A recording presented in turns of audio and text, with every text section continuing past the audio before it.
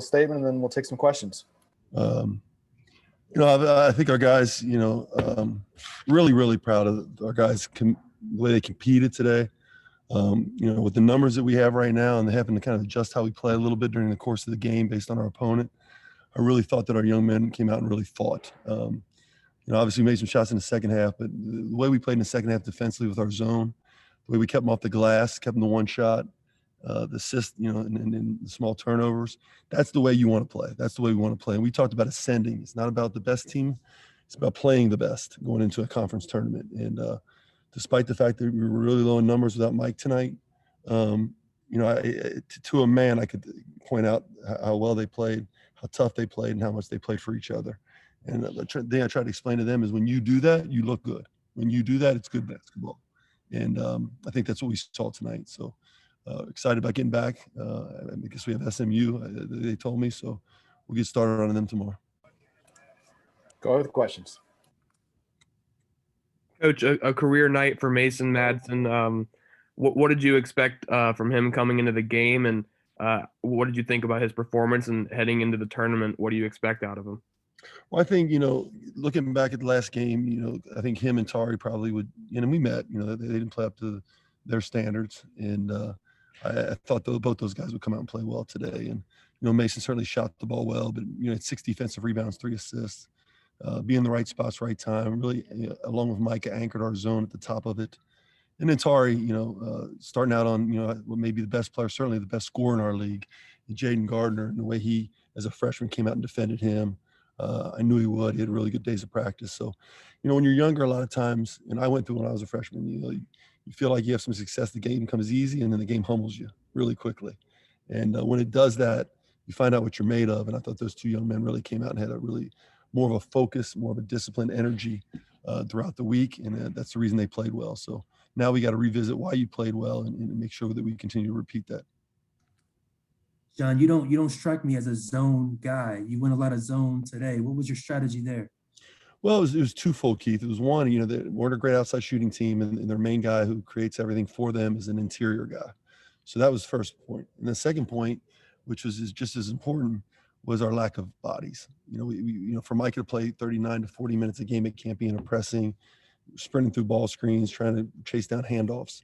So even though our zone is really, really active, and then the second piece, if you had to add something, would be foul trouble. I really struggle with the amount of fouls today, and I don't think we fouled a lot. So I really, really struggle with the amount of times they went to the free throw line. So the zone helped with that too. Coach, ball movement seemed to be a lot better in the second half too. Was that any kind of a second half adjustment? That's something we say every single day of the week. Until I say it's blue in the face. So there's no adjustments when it comes to ball movement. It's just if our guys decide they want to do it. And when the ball hops and we make shots go in, it develops more of a chemistry and it evolves more. But I thought we went back to a little flow game action. I thought that helped. Our regional offense helps with that. Part of that was because we played big today. Anytime we play big, we have to adjust our offense a little bit. So just different lineups, Justin, require us to throw a few different wrinkles in our offense. And sometimes those wrinkles can help move the basketball a little bit more. How much of moving the basketball is also related to being able to knock in some shots and making the defense respect? Today, a couple different guys that, were able to put some shots in. Are you at Kings Island? What are you? I'm driving home. Okay. So I think for us, anytime you obviously make shots, it's really, really good. It gets things, it just makes the ball hop a little bit more. But more importantly, Chad, it spaces the floor, right? So if you got Mason Madison out there, it spaces the floor. If you got, Shuey out there who's hitting shots, you got Keith Williams. Anytime you create space, then really good players can go make plays. So I think that shooting creates the space, which in turn helps with the ball movement. John, you've been in the position multiple times to win a conference tournament, to get to the big dance. Can you take that experience and teach this team something from the experiences that you've had in that situation? Well, I'd like to think so. There's some things that we know going in that we've already started talking about, Brandon. So I think for us, yeah. I think there's some things we've already started talking about, and we'll get into more focus on that this week. Can you share any of those things? Not before I share all of them with our guys. I think again the biggest thing is playing well. I just don't. in conference tournaments, especially, and listen, Houston's the best team in our league. Wichita won the regular season. I think we'd all agree a top 10 team in the country. And, I don't think it's always just the best team that wins. It's all the time the team that's playing the best. And, we're not the NBA, so there's no series here. It's a one-game deal, one-off, and we got to be our best on Friday afternoon. But you had a 9-0 run in 45 seconds in the second half. Is that a product of good coaching? Yeah, I mean, I think that was a major adjustment. I said, guys, let's just go out and have a 9-0 run as quickly as we possibly can. And they said, okay. So, no, it's our guys are understanding what they need to do to be successful and what they need to do to look good. And I was really appreciative of Keith Williams tonight. I thought Keith Williams' second half, I wasn't appreciative of the technical. Right now, he's got quite a few more technicals than I do, which is why he sat on the bench for so long. The way he played in the second half was really, he's really getting used to playing with those young guys. And I think the way they played together was really good.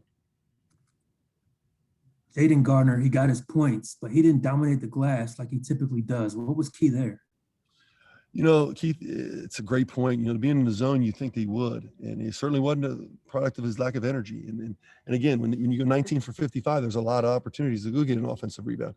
I just thought Jeremiah Davenport, Chris Vo, Tari Eason, Keith Williams, Mamadou, all those guys down there on the bottom of the zone did a phenomenal job of making sure that they got to the 50-50 balls, and JD was just chasing balls down.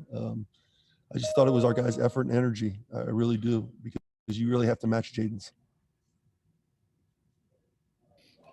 We saw Mikey was there on the bench. What can you tell us about his status? We tried to go. He just couldn't.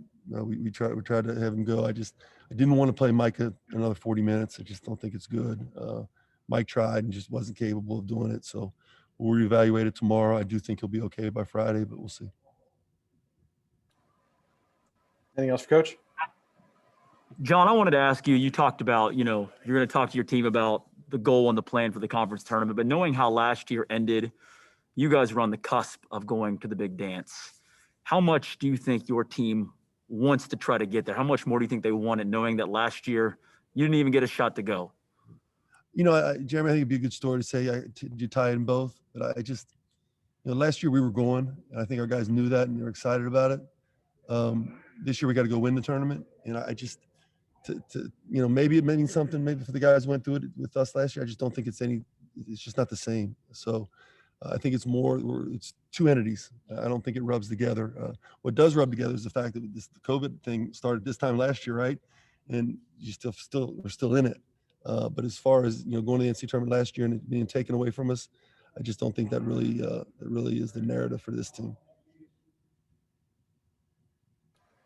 Anything else for Coach? All right, thanks, sir. Safe travels back. Coach. Thanks, Coach.